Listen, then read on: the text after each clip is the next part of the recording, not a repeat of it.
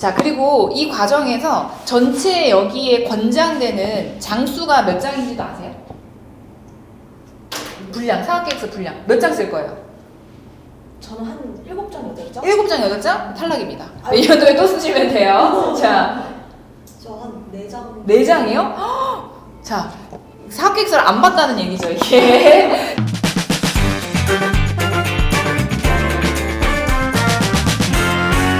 자, 이제 예비 창업 패키지 뭔지 대충 아셨죠? 네. 네. 자, 그럼 제일 중요한 이제 첫 번째 관문이 뭐예요? 서류평가, 사업계획서잖아요. 이거 어떻게 작성해야 되는지를 좀 말씀을 드리겠습니다. 일단 기본적으로 양식 다 나와 있는 거 아시죠? 그거를 기준으로 진행을 해주시면 되는데 기본 양식에서 여러분들이 몇 가지 참고하셔야 되는 게 있어요. 첫 번째는 심사 지표입니다. 거기 보시면 그 PSST 나와 있잖아요. 그래서 1-1, 1-2, 2-1, 2-2, 2-3 이런 식으로 나와 있는 거 봤죠? 파란색 글자로 어떤 식으로 내용을 입력을 해야 되는지 막 설명이 나와 있잖아요. 대부분의 사람들이 열심히 그 사업계획서를 작성을 하면서 이 내용들을 이제 지워버려요. 내 머릿속에서도 같이 지워버려요. 그러시면 안 돼. 기본적으로 요거를 작성할 때에는 이 내용이 심사 지표에 다 반영이 되는 거거든요. 그래서 심사하는 사람들은 이 항목마다 다 점수 채점을 하기 때문에 정확하게 이걸 가지고서 일단 진행을 해야 되는 게 첫 번째 내용이에요. 아셨죠? 그거 까먹으시면 안 돼요. 자, 그리고 이 과정에서 전체 여기에 권장되는 장수가 몇 장인지도 아세요? 분량, 사각계획서 분량 몇 장 쓸 거예요?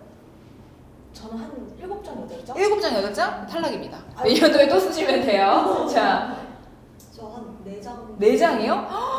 자, 사업계획서를 안 봤다는 얘기죠, 이게. 15장이 권장이 되고 있습니다. 4장, 7장인 분들은 솔직히 말씀드리면 볼 것도 없이 거의 뭐 내용을 안 쓰는 거나 마찬가지야. 표지 뭐 한두 장 하면 이거 한두 장 다 금방 먹기 때문에 요 정도는 나오셔야 되는데 여기에서 플러스가 되게 되면 기본적으로 마이너스가 될 수도 있어요.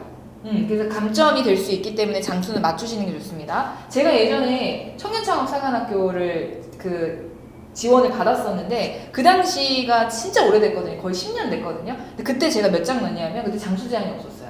그땐 제가 63장을 넣었어요. 심하죠. 네. 전 합격을 했지만 저 같은 사람들이 많아서 아마 제한을 넣은 것 같아요. 이게 이렇게 되면 심사위원들이 진짜 짜증나거든요. 네. 그래서 이거는 반드시 좀 맞춰서 진행을 해주셨으면 좋겠다. 이게 장수 제한만 있는 게 아니라 그 업로드 용량 제한이 있거든요. 용량 제한은 30MB예요. 네, 그래서 요거보다 넘어가면 업로드를 못해.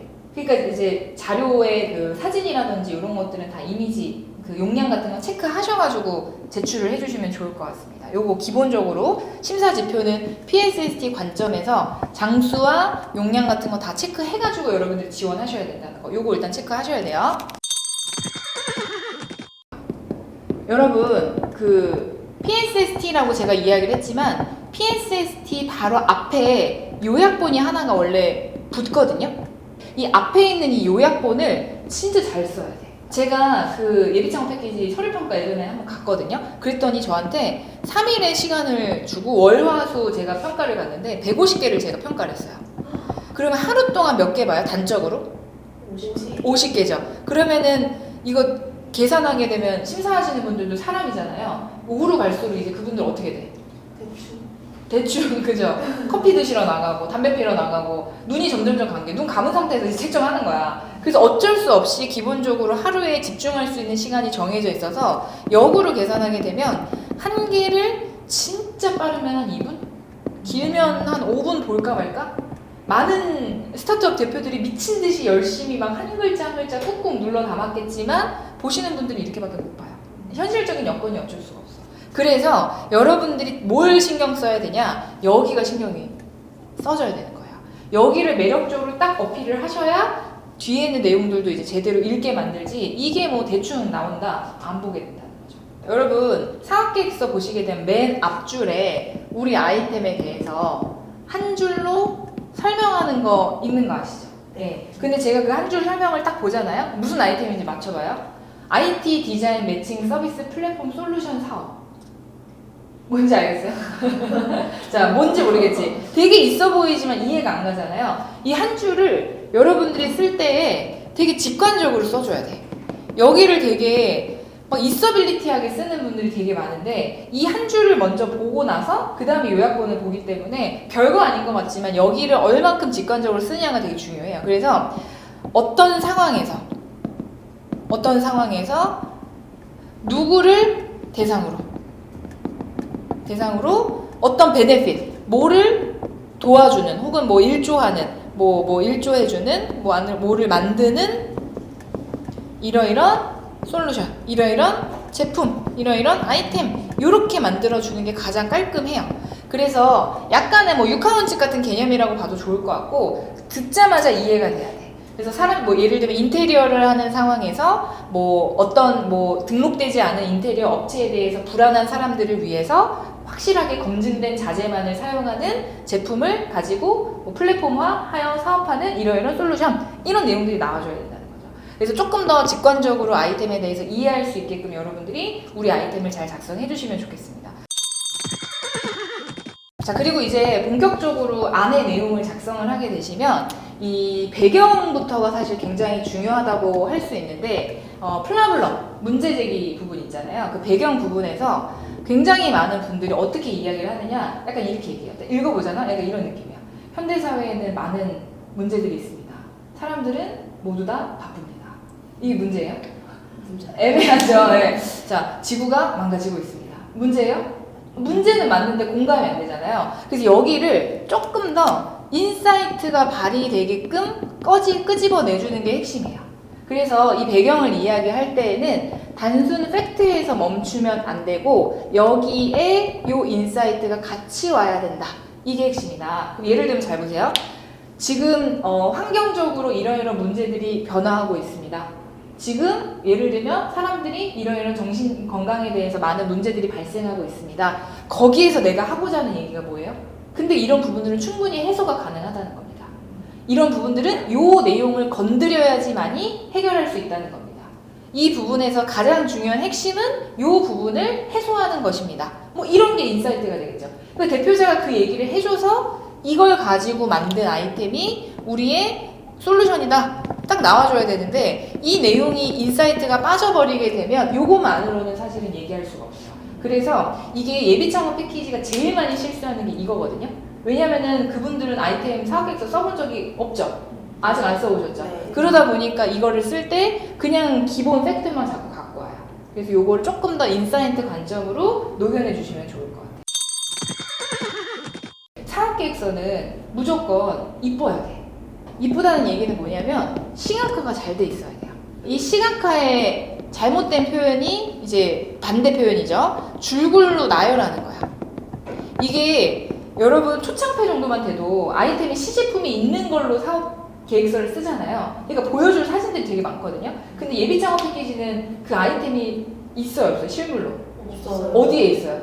내 머릿속에. 내 머릿속에만 있잖아. 그러니까 사람들이 여기다가 시각화가 없어. 근데 그냥 아이디어만 가지고 줄을 쫙 나열을 해버려요. 그럼 이제 어떻게 돼?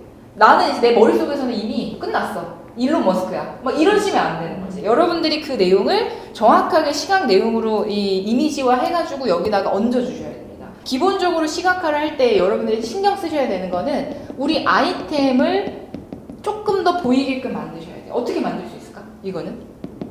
비슷한 사진. 유사 사진을 찾아가지고 좀 넣어주든가 또 목거? 목업 이미지가 벌써 나왔어? 돈 주고 맡겼어요? 그냥 마음으로 자, 스케치라도 하세요. A4 용지에다 스케치라도 해서 그 찍어서라도 올리셔야 돼. 아니면 그냥 파워포인트라든지 포토샵 같은 거 AI 활용해가지고라도 여러분들이 이걸 어느 정도는 만들어서 올려줘야 돼요. 그 다음에 설명해주는 부분들 있죠.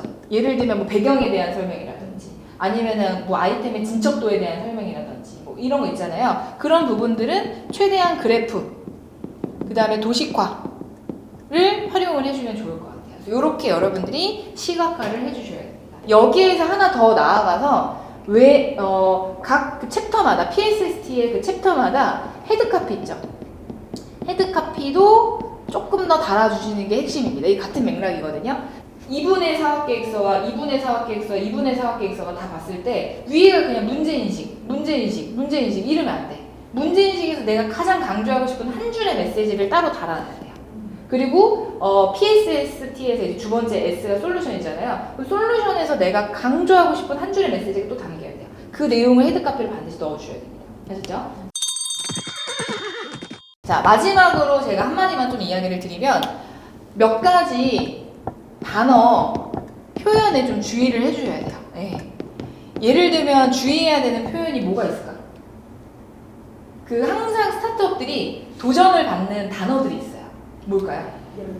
열정. 아, 이런 거 열정은 좋지. 열정은 보여주셔야 돼요. 네. 최초. 우리가 유일하다. 이거는 우리밖에 없다. 이렇게 얘기를 해요. 그럼 이거 우리가 세계 최초라고 이야기를 해. 그럼 심사하시는 분들이 이제 어떻게 해요? 열심히 서치를 하거든요. 이런 얘기 나오면 바로 서치해요. 그럼 이제 딱 얘기하죠. 글로벌에서 이거 있는데요? 그럼 이제 뭐라 그래? 대표자가. 국내에서 최초입니다. 이렇게 말을 바꾸거든요. 또 옆에 있는 심사위원이 뭐라 그래? 국내에서 내가 봤는데요? 이거 이런 경쟁사 있던데요? 그럼 또 뭐라 그래? 우리 동네에서 최초인데요? 이럴 거야? 말이 안 되잖아요. 그러니까 이거는 기본적으로 쓰면 안 돼요. 어떻게 이야기를 해야 되느냐? 일단 기본적으로 이 기술에 대한, 그 다음에 우리 이 기능에 대한 강조로 이거는 바꿔서 이야기를 해주셔야지. 물론 진짜 최초일 수 있어요. 근데 이거는 만약에 이 표현을 쓸 거라면 확실한 인증이 있어야 됩니다. 근데 예창패에서 이거는 쉽지 않을 거예요. 우리 아이템을 막 살리고 싶어가지고 이렇게 괜히 안 써도 되는 말을 써가지고 마이너스 요소 받기보다는 그냥 강조하고 어필하실 수 있는 표현들로 진행해 주시는 게 훨씬 더 깔끔하다. 이렇게 보시면 될 것 같습니다. 자, 오늘 이렇게 해서 저희 예비창업 패키지 서류평가 합격하는 방법에 대해서 좀 이야기를 해봤고, 우리는 서류평가 합격한 다음에 이제 발표평가 준비로 한번 넘어가 보도록 할게요. 그때는 발표평가 준비할 때 어떤 것들을 여러분들이 신경 써야 되는지, 어쩔 수 없이 자료의 구성도 있지만 여러분들의 이런 스킬, 발표 스킬에 대한 부분도 되게 중요하거든요. 그래서 그 부분을 제가 어떻게 할 수 있는지 알려드릴 테니까 서류평가를 합격하고 오시면 됩니다. 아셨죠? 자, 그때 저희는 다시 인사드리도록 하겠습니다. 고생하셨습니다.